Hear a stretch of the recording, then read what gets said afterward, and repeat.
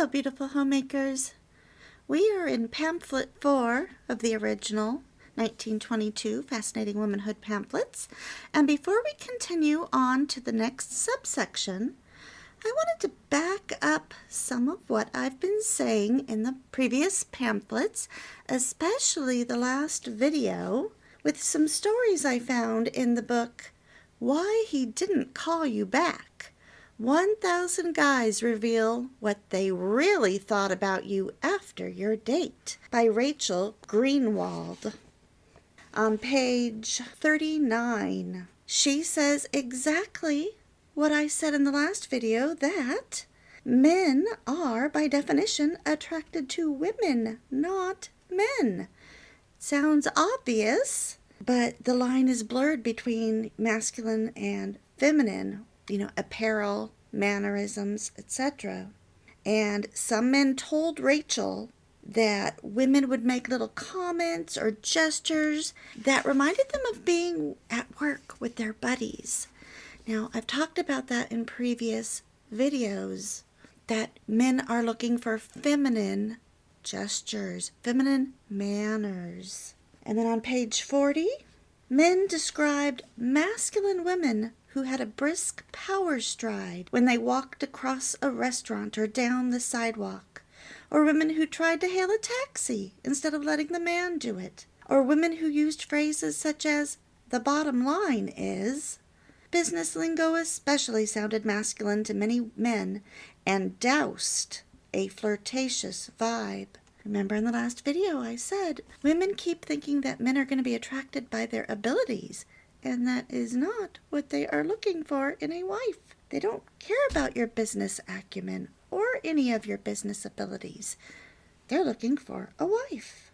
It goes on page 40. Carl, a 28-year-old architect from Philadelphia, Pennsylvania, said, "We talk too much about our jobs. We're in the same industry. The conversation seemed transactional. Felt more like a business dinner than a date." And on page 41, she talks about how the very first thing she does when she consults with women is she goes over their clothing. And she says that they say things like, "Oh, you don't have to worry about me. All of my girlfriends think that I dress wonderfully, and I wear all the latest fashions and the latest designers." But Rachel knows that men don't give a hoot about any of that.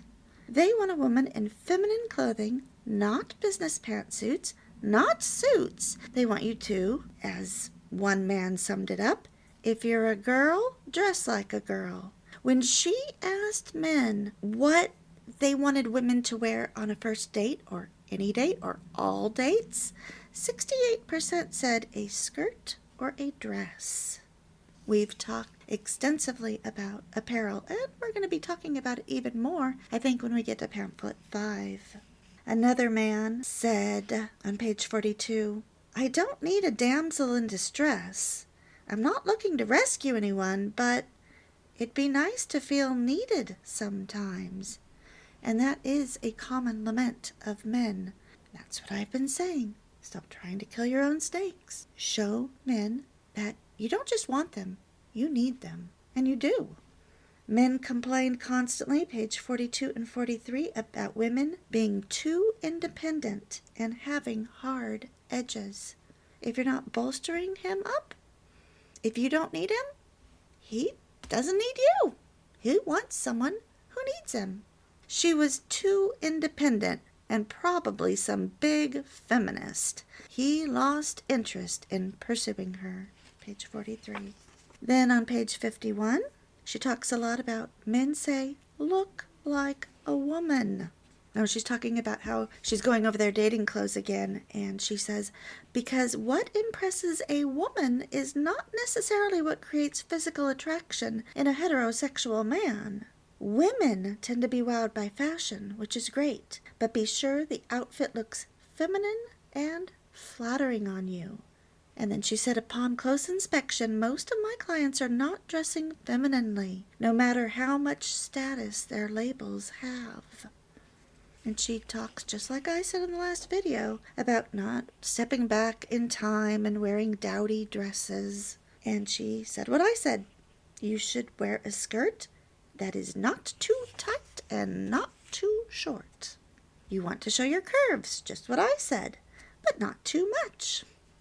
This is another thing I said. We're on page 52 now. Looking hot reflects a certain type of goal on a first date. It signals a hookup goal, not a find my mate goal. Let's jump to page 139. She quotes John Malloy from his book, Why Men Marry Some Women and Not Others. And he wrote, when we asked men who had just become engaged what attracted them to their fiancés when they first met, most said it was how positive, energetic, enthusiastic, and upbeat she was.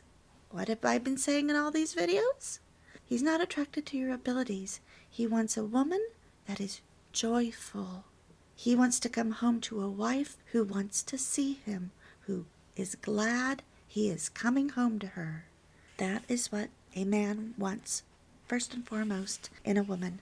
Joyfulness. So if you are married and you're not joyful when your husband comes home, and you're not putting aside the things you're doing and greeting him at the door, if you're not giving him a kiss when he comes home and you're not giving him a kiss when he leaves in the morning, there's something wrong in your marriage. And the way you get that back is you just start. I'll say it again. You need to thank him for every little thing, and you need to start with those extravagant kisses. Come back to me kisses. That's how love grows. You look back at your old photos and you recapture that love that you had when you were first dating. I ended my talk last time about needing a man and about being kind in restaurants. And, it's not about you when something goes wrong. Just expect the best from people. And here it is on page 232, when she talked to people where the relationship did work out. And this man, Ron, said, when the restaurant hostess said something rude to us, I was upset. But my date calmed me down by saying, oh, it's not her fault. She's probably having a really bad night with this crowd. I was very taken with her empathy. I've been talking a lot about being kind. Men want their wives to be kind. And this book has lots of stories about how men did not have a second or third date with a woman once he saw that she was difficult, how she talked to people, and when she complained, and he was like, she's not going to make my life easier. She's going to make my life harder. No, thank you. And in previous videos, I've talked about staying pure. Here's a good example of that. Jordan, age 32, said, we were kissing passionately on her sofa at the end of a date when she slowed down, stood up confidently, and said we should say good night for now. She never once apologized or made excuses about why she put on the brakes. The women I dated before her usually said they were sorry for stopping or felt like they owed me an explanation if we didn't have you-know-what. This one impressed me for her utter self-confidence. It's not like she was playing hard to get. She just made a decision, and that was that. I had no doubt I wanted to see her again, and I'm sure she knew it. What have I said over and over again? Men love to pursue. They expect you to block. If you give them everything, they have no reason to pursue you. They will just use you. On page 234, Murray says, as a doctor, I used to be on call several nights a week. I was always exhausted, but I was really looking forward to our first date. When I went to pick her up, she invited me in for a quick glass of wine before we drove to the restaurant.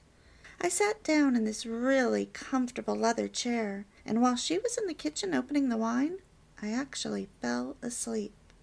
But she didn't get mad. Most gals would have taken offense if their date fell asleep on them. Not only that, she sat quietly for about 20 minutes and read a book. When I woke up, she said she could see I was exhausted and thought that I could use a quick nap. I had never met anyone so kind. We've been married for 46 years. Oh, that's the author's dad. Oh, sweet. And we talked about kindness a lot. Remember, lots of smiles to everyone, but when they're strangers, you smile with your eyes and you do the closed mouth smile because that's not too inviting. When you want to invite someone to talk to you, you give an open mouth smile. You show your teeth. And just a few more examples. Oh, we're going to be talking about this one in a future video, so I will wait on that one since we haven't covered it yet. Oh, this man says, I wanted to hire her, not date her, because she was all business talk and she was very competent. The author said that all the men she talked to about this woman said that they were very impressed with this woman. They weren't intimidated by her, but one man reluctantly admitted, page 262, I don't see myself coming home to that after a hard day at work. I talked about that in the last video. Another man said, and I think it was about the same woman, I wish she had a softer approach. She argued too much. She wanted to be right. She even wanted to bet him that she was right.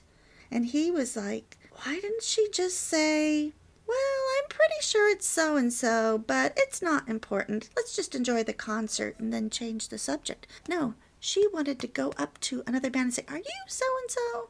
He was so embarrassed. And then this same woman assertively tried to hail the taxi instead of letting him do it. And he caught her arguing with the coat check attendant. He said he glimpsed the future with her, and it looked exhausting. That is why many women fail to get a second, third, fourth date. Women are very into fitness today, and they keep thinking that they need to be strong like men. And this man was saying, our first date was a 50-mile bike ride. She's in great shape, a real athlete. She wore bike shorts and a tank top. She has really strong shoulders. You think a man is turned on by strong shoulders? Not at all. And then he later said, I usually go for someone more fashionable, more feminine. I like a girl who leads an active lifestyle, but nothing extreme. Maybe calves without sinewy muscles would be good. That was page 266 and 267. And I think we'll end there. We will move on to how love is inspired. Pretty short. This quality, which we have called femininity, is what inspires love in man. Other qualities may command respect, admiration, esteem, and interest, but only this one, femininity, can produce affection. Men and women alike are prone to love what they have to take care of, to shelter, and to protect.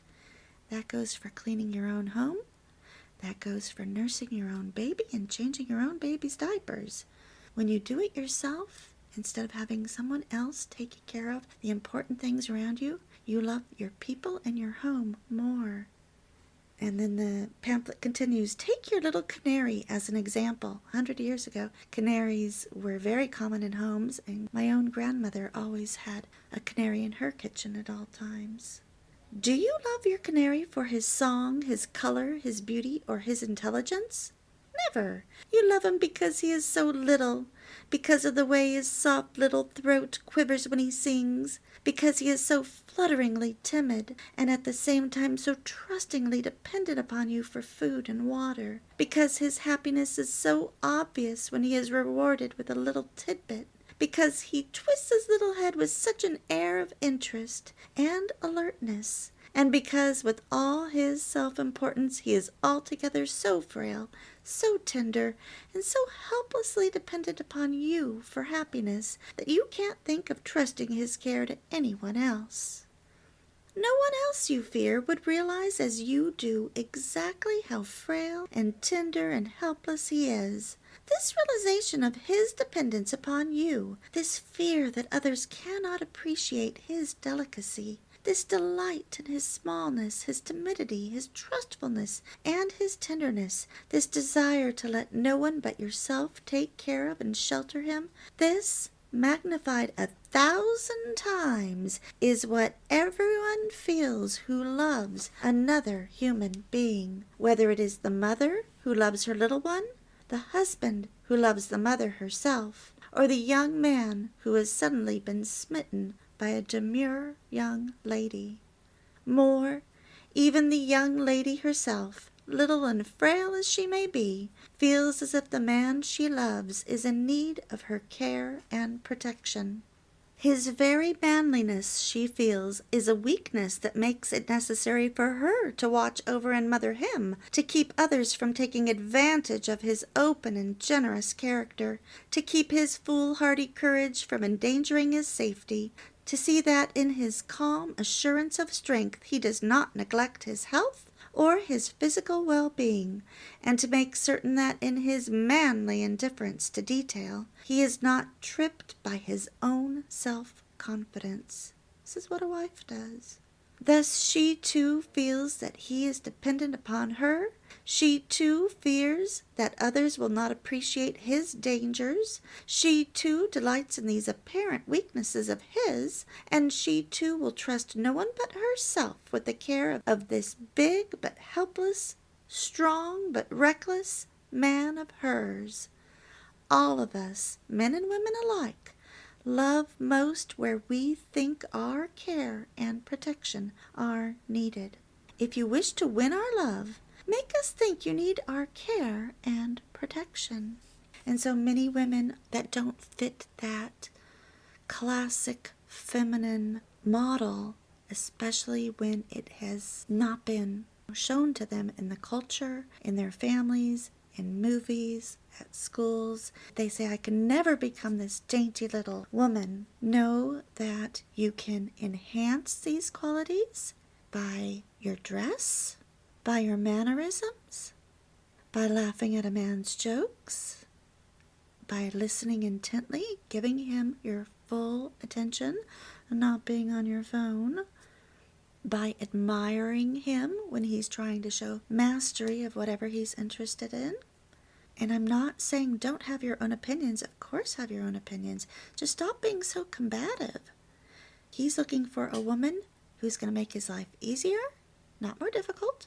A woman who is joyful and who wants to be in his presence. He also wants to feel needed. He wants to be your hero. In fact, today in our history lesson, my homeschool, we were looking at a video from the early 1900s. It was filmed from a tram, and it showed people beginning to cross in front of the tram, and all of the men went forward and crossed, and the women all turned back and let the tram cross in front. And that goes right along with when we talked about our little darling who was scared to cross traffic. We feel so strong and brave today. Oh yeah, cars are going to stop for me. We have the right of way. We're used to doing so much and being so active and go out jogging and blah, blah, blah. Women can do anything. And yet, our feminine nature instinctively is a man's protection and to be safe. So if you recognize that need in yourself and allow it to be shown with the man you're attracted to, he will be attracted by that need. Like the other man said, I'm not looking for a damsel in distress, but I am looking for a woman who needs me. And you will know that he is smitten when he calls you little girl, no matter how tall you are. I've got a few friends who are over 6 feet tall, especially when they wear heels, and their men are, 6'3", 6'5", and they definitely call these towering women their little girl. And if a man compliments you on your hands and then holds out his hands and compares yours to his, he's noticing your dainty, feminine, lovely hands compared to his thick, manly, masculine hands. And he's feeling protective of you. Also, if you haven't yet watched the movie, The Enchanted Cottage, the black and white version only, do so. Because whatever you care for and whomever you care for, you begin loving more. And that's why roommates should never be of the opposite sex. The more you care for your home, the more you will love it. The more physical care you have to give, whether it be a baby, a toddler, a preschooler, a grade schooler, a high schooler, a husband, a friend, an elderly parent, a sick sibling, the more care you give, the more love grows in you. When you have a roommate of the opposite sex, as a nurturer, you're naturally going to be doing most of the work in the home, and then you're going to be falling into care patterns for this person, and then he's going to up and leave because he's not interested in a romantic relationship. You are his roommate. So remember that when he comments on your little hands or calls you little girl, no matter how big you are, when he does this, he's feeling protective of you. And he's comparing your femininity to his masculinity.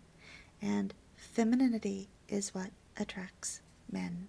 So stop listening to all of the masculine women around you. There is a meme going around that says, "To the women who are labeled aggressive, keep being assertive. Bossy, keep on leading. Difficult, keep telling the truth. Too much, keep taking up space. Complicated, keep asking hard questions." I don't think it's a coincidence that this meme was sent to me from a woman who has never been married and who cannot get a date, because she is aggressive, bossy, difficult, too much, and complicated. Men run when they see her coming. That is not what a man wants to come home to. So you have to decide, do you want a husband? Do you want a family life? Or do you want to be that bossy, aggressive, difficult woman that has a full-time job, that likes raising Cain instead of nurturing little ones? If you're listening to this video, I know you have chosen the latter truth, that women are created to be nurturers, and that we long to have a husband and little ones. We long to nurture and care, and if we don't have children, we care for animals. It's also important to care for many people around you, from friends and parents, siblings. So I've chosen to focus in my videos on the women who want to be homemakers. May God bless you as you learn a new way of living. Bye.